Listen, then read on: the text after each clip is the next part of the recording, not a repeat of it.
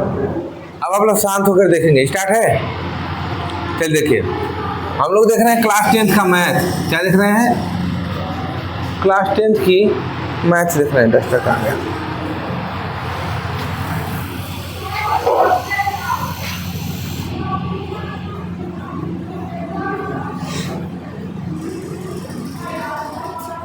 हम लोग class 10th का मैथ देखेंगे। एक्सरसाइज नंबर कौन सी है? 1.3। 1.2 होगा ना, शायद नहीं हुआ है बुक में, तो राजीव वाले में होगा 1.3। 1.2 होगा एनसीईआरटी में। तो 1.2 का हम लोग देखेंगे क्वेश्चन नंबर 1। क्या देखेंगे? Question number 1। और क्वेश्चन नंबर 1 में है क्या कि सिद्ध करना है कि सिद्ध कीजिए कि √5 अपरिमेय संख्या है। √5 क्या है? अपरिमेय संख्या। लिखेंगे √5 एक अपरिमेय संख्या है।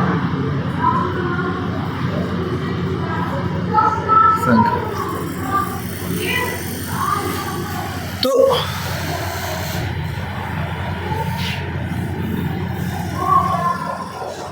सिद्ध करना है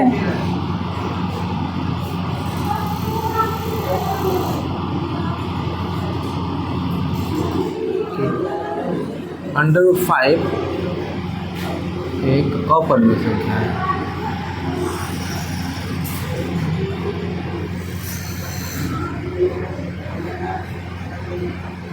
ठीक है, √5 क्या? एक अपरिमेय संख्या है।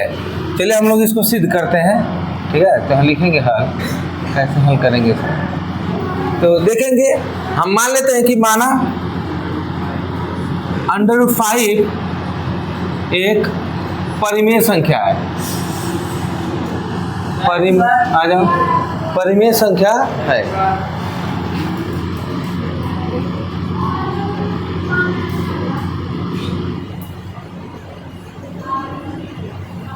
हम मान लेते हैं कि √5 क्या? एक अपरिमेय संख्या। अपरिमेय संख्या है तो इसको क्या करेंगे हम? जैसे इसको सिद्ध करना है √5 क्या है? परिमेय संख्या है। हमको सिद्ध करना है कि √5 एक इरेशनल नंबर है। तो हम मान लेंगे इसको कि √5 क्या है? रेशनल नंबर ही है। हम मान लेंगे कि √5 क्या है? रेशनल नंबर ही है। तो रेशनल नंबर का मतलब क्या हो जाएगा कि उसे p/q के रूप में, यदि वह रेशनल नंबर है तो रेशनल नंबर की शर्तों को फॉलो करेगा। यदि रेशनल नंबर की शर्तों को फॉलो नहीं करता है तो हम मान लेंगे कि यह क्या है? इरेशनल नंबर है।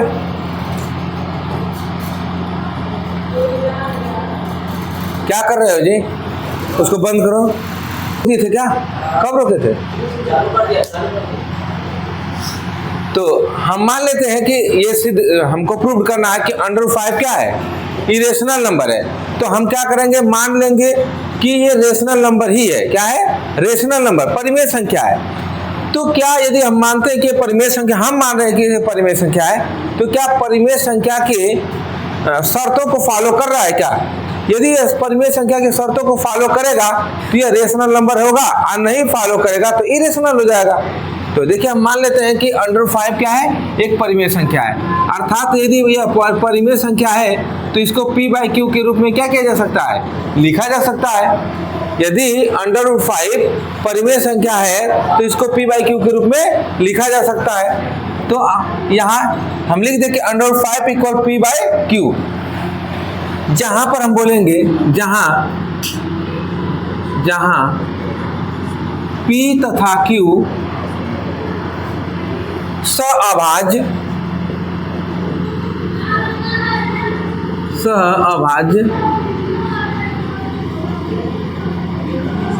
पूर्णांक है। क्या है? सहअभाज्य पूर्णांक है। एंड q नॉट इक्वल 0 है। सहअभाज्य पूर्णांक का सेंस समझेंगे क्या है?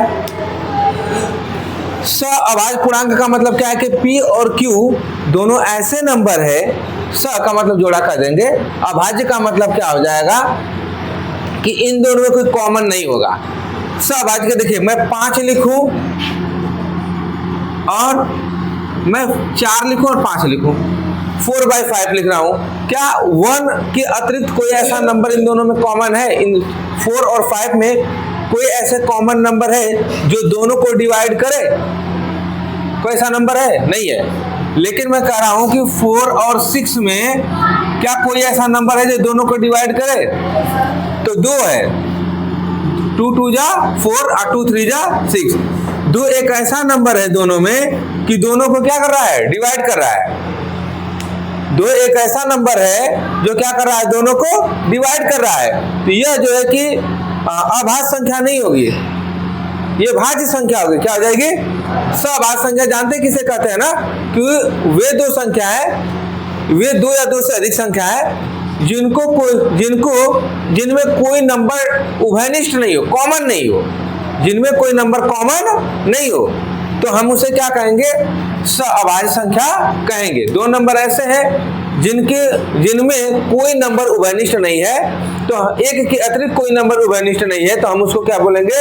अभाज्य संख्या। क्या बोलेंगे? अभाज्य संख्या। तो यही है, इसकी शर्त यही होती है।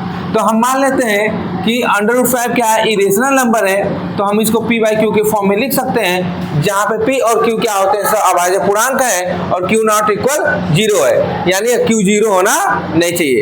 इतनी बातें आप लोगों को समझ में आई होगी। अब हम क्या करेंगे? दोनों पक्षों का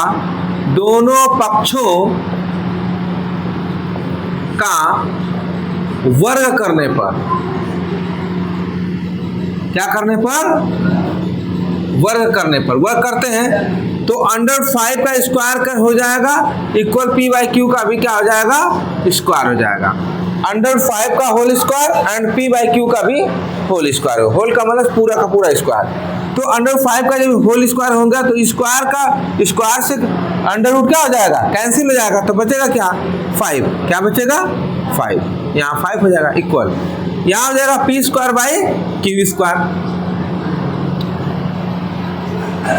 क्रॉस मल्टीप्लाई में हम देखेंगे तो ये क्या हो जाएगा? ये q² इक्वल 5 नीचे आ जाएगा इसके, ये हो जाएगा p²/5। अब देखिए, यही से मेन चीज है, करेंगे क्या? ये q² कब फाइंड आउट होगा? जब q² से 5 में भाग चली जाएगी तो q² मिलेगा। इसको लिखने का सेंस क्या है? यह लिखा हुआ है, इसका सेंस क्या है? इसका मतलब है कि p² 5 से विभाजित है। p² क्या है? 5 से विभाजित है। p² तभी 5 से विभाजित होगा जब यदि p² 5 से विभाजित है, 5 p² को विभाजित करता है तो 5p को भी विभाजित करेगा। तो हम यहाँ लिखेंगे, इसको मान लेंगे इक्वेशन नंबर 1। क्या मानेंगे? इक्वेशन नंबर 1, समीकरण नंबर 1। और आगे देखेंगे, यहाँ से प्रोसीजर को आगे बढ़ाएंगे तो बोलेंगे p² 5 से विभाजित है,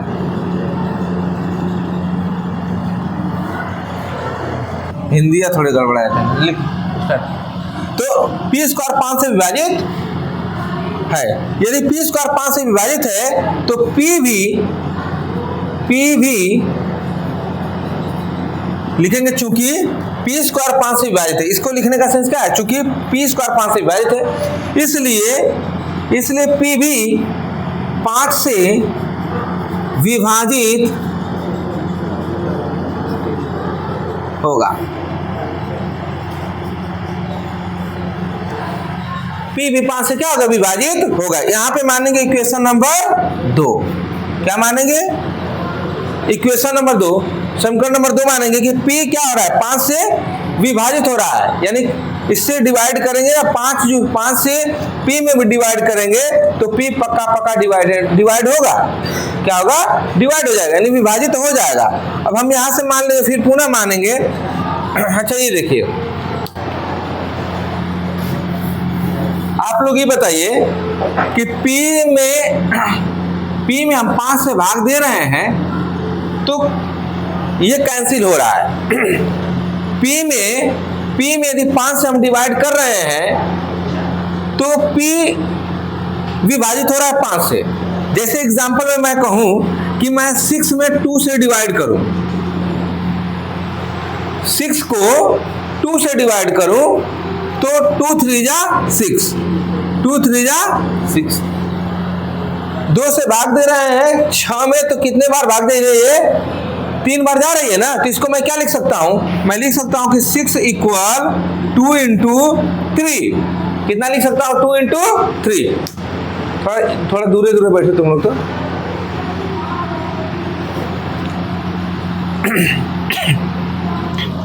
यदि मैं क्या करूं, 6 में 2 से डिवाइड किया हूं तो 3 बार डिवाइड हुआ है। 3 टाइम्स में क्या हुआ है? इसकी ये भाग गई है।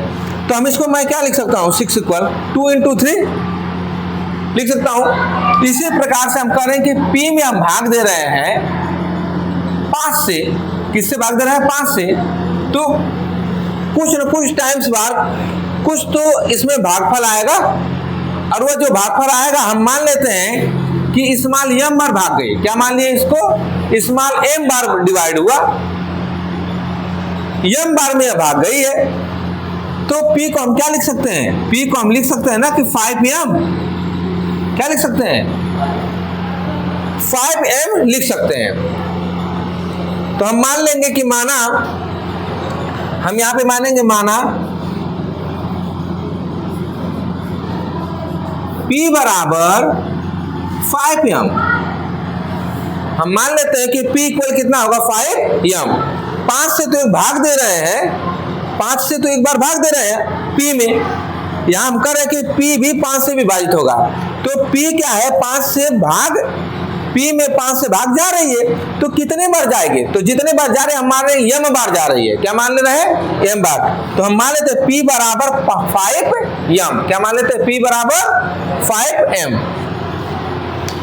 तो अब क्या करेंगे, इस चीज को आप थोड़ा सा नोटिस कर लीजिएगा साइड में, है ना, ये समझने के लिए। मैं इसको अब मिटा देता हूं। तो P इक्वल हम 5m मान लिए। अब क्या करेंगे? P का मान समीकरण नंबर 1 में रख देंगे। P का मान समीकरण 1 में, ठीक है। समीकरण नंबर 1 में क्या कर दिए? रख दिए।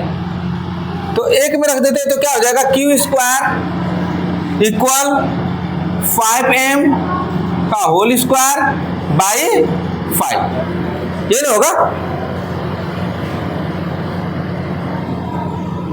तो क्यू स्क्वायर इक्वल 5 का वर्ग करेंगे 25 आएगा, और m का स्क्वायर बाई 5। 5 से इसको भाग देंगे, 5 × 5 = 25, 5 बार में कट जाएगा। क्यू स्क्वायर इक्वल क्या हो जाएगा? 5m square. 5m square. यहां पर हम देखेंगे कि क्यू स्क्वायर बाई 5 नीचे आ जाएगा, तो 5 इक्वल m स्क्वायर। अब इसका क्या सेंस निकला? इसका क्या सेंस निकल रहा है कि क्यू स्क्वायर 5 से भाग देने पर डिवाइड हो रहा है, क्यू स्क्वायर 5 से विभाजित है। इसका सेंस क्या है कि क्यू स्क्वायर 5 से विभाजित होता है, इसलिए क्यू भी 5 से विभाजित होगा। यानी 5 से भाग देने पर क्यू स्क्वायर पूरा विभाजित हो जाता है, तो क्यू भी 5 से विभाजित होगा। बात समझ आ रही है? तो हम कह सकते हैं यहां पर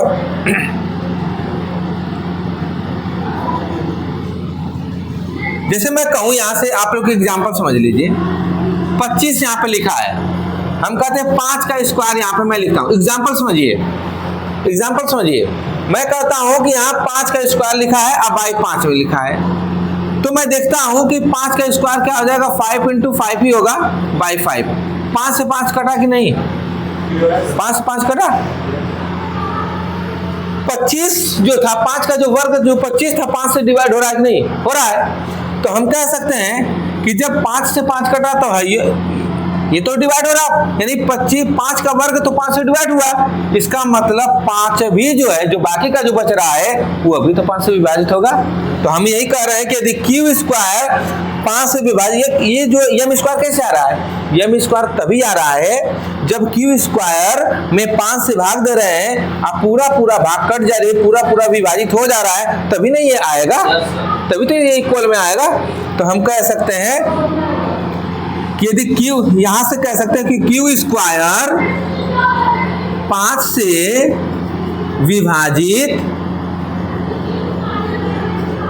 है।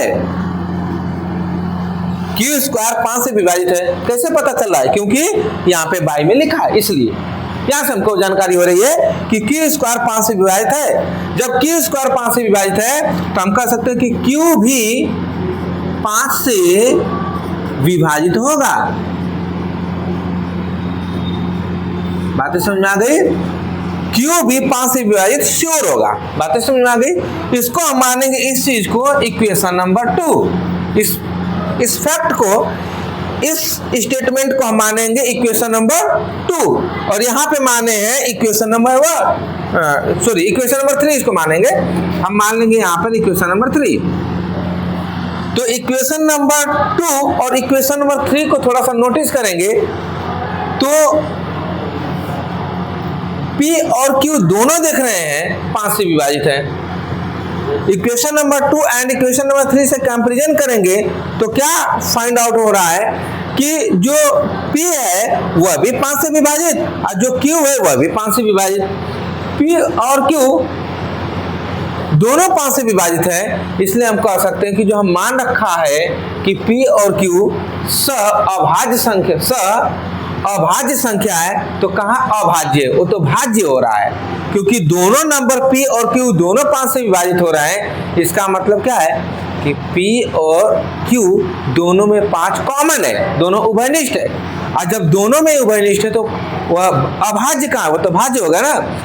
जैसे मैं कहूँ कि 4 और 6 दोनों में 2 उभयनिष्ठ है, भाई 2 जो है 4 को भी डिवाइड कर रहा है और 2 जो है 6 को भी डिवाइड कर रहा है, तो 4 और 6 अभाज्य संख्या नहीं है, वह तो भाज्य संख्या है। उसी तरीके से मैं कहूँ कि P बाई Q जो है, P और Q दोनों 5 से डिवाइड हैं, तो इसका सेंस यही है कि P और Q दोनों अभाज्य संख्या नहीं है, तो भाज्य संख्या है। तो हमने जो मान रखा था, हमारी जो कल्पना थी कि यह अभाज्य संख्या है, तो हमारी कल्पना क्या हो रही है?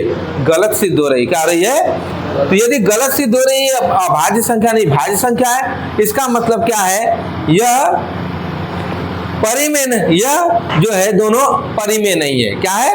परिमेय नहीं। तो इतना आप लोग लिख लीजिए, फिर आगे बताता हूं। समीकरण इधर देखिए आप लोग, समीकरण 2 व 3 से, समीकरण 2 व 3 से, समीकरण 2 व 3 से क्या स्पष्ट होता है? P और Q अभाज्य संख्या नहीं है, भाज्य संख्या है। समीकरण 2 और 3 से स्पष्ट होता है। समीकरण 2 यहां पर है, समीकरण नंबर 2 यहां पर है, equation number 2 and equation number 3 ये है। और इसमें दोनों में देखिए 5 से P और Q दोनों विभाजित होते हैं, तो हम बोलेंगे समीकरण 2 व 3 से P और Q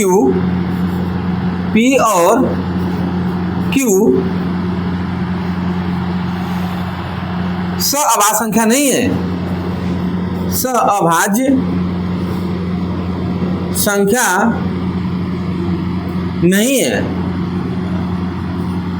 अभाज्य संख्या नहीं है तो क्या है? भाज्य संख्या है। अब जब अभाज्य संख्या नहीं है, इसका मतलब हमारी जो कल्पना यहाँ पर थी कि P और Q अभाज्य संख्या है, जो हम कल्पना किए थे, हमारी कल्पना गलत सिद्ध होती है। हमारी जो कल्पना है वह क्या होती है? गलत सिद्ध होती है। तो इसका मतलब क्या है कि यह परिमेय नहीं है, यह अपरिमेय है, और इसी के बराबर क्या है? इसी के इक्वल √5 है। यदि यह अपरिमेय है तो यह भी क्या होगा? अपरिमेय ही होगा। तो अभाज्य संख्या है, अभाज्य संख्या नहीं है, अतः हमारी कल्पना गलत सिद्ध होती है।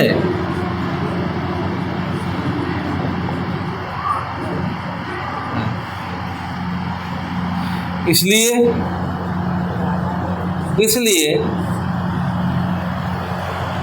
P बाई Q अपरिमेय संख्या है। क्या है? अपरिमेय संख्या, अपरिमेय है, वैसे अपरिमेय है, अतः अतः √5 भी एक अपरिमेय संख्या ही है, एक अपरिमेय संख्या ही है। यही क्या हो गया, हेंस प्रूव्ड, यही क्या हो गया, सिद्ध हो गया। तो इस क्वेश्चन में क्या था, आप मान लेंगे, ध्यान से सुनिए, क्वेश्चन को पहले ही आप मान लेंगे कि यह इरेशनल नंबर है। क्या है, यह इरेशनल नंबर है, और इरेशनल नंबर है तो उसको P बाई Q के फॉर्म में लिखा जा सकता है। सॉरी, इसको ये दिया है कि सिद्ध करना है कि ये इरेशनल नंबर है, तो पहले ही आप मान लेंगे कि रेशनल नंबर है। क्या मान लेंगे, यह रेशनल नंबर है, परिमेय संख्या। यदि परिमेय संख्या है तो उसे P बाई Q के फॉर्म में लिखा जा सकता है। यदि इसे P बाई Q के फॉर्म में लिखा जा सकता है तो जहां पर P और Q क्या है, P और Q क्या हो जाते हैं, सअभाज्य संख्या होते हैं, Q नॉट इक्वल 0 होता है। तो हम इसको क्या कर लेते हैं कि दोनों पक्षों का वर्ग करेंगे, और दोनों पक्षों का वर्ग करके लास्ट में आता है कि P स्क्वायर क्या है, 5 से विभाजित है। जब P स्क्वायर 5 से विभाजित है तो P भी 5 से विभाजित होगा।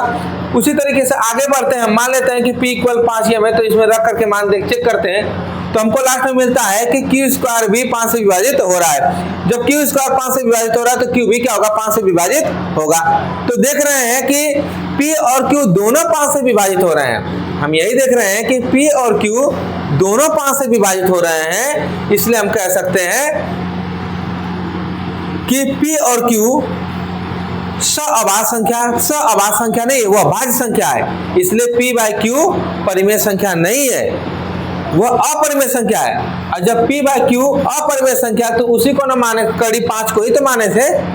तो यह भी क्या होगा, कड़ी 5 जो होगा, √5 जो होगा, वह भी क्या हो जाएगा, आपका अपरिमेय संख्या ही होगा। इसी तरीके से सिद्ध करेंगे, इसको लिख लीजिए।